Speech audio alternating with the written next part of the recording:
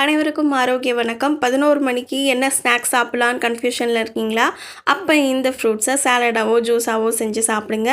நிலக்கடலை, கொண்டக்கடலை மாதிரியான ஜிங்க் கண்டென்ட் அதிகமாக இருக்கக்கூடிய சுண்டல் வகைகளை எடுத்துக்கோங்க.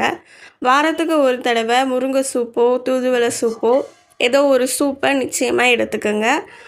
நீங்கள் ரெகுலராக எடுக்கக்கூடிய மத்தியான உணவில் ஒரு கரண்டி சோறு வச்சு அதில் ஒரு ஸ்பூன் நெய் விட்டு சாப்பிடுங்க. வழக்கமான குழம்பு வகைகளோட கீழே கொடுத்துருக்க ஏதாவது ஒரு ரசத்தை சாப்பாட்டோடு சேர்த்துக்குங்க. மெயின் டிஷ்ஷாக எது இருந்தாலும் சைட் டிஷ்ஷாக இந்த சுண்டை வற்றல், கண்டங்கத்திரி வற்றல், வாழைப்பூ வடகம், பிரண்டை பொடி இதில் ஏதாவது ஒன்றை சேர்த்துக்குங்க.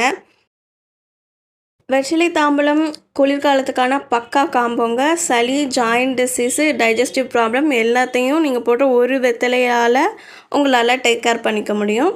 இணைந்தே இருங்கள். இது உங்கள் சுகவலி. Bye bye.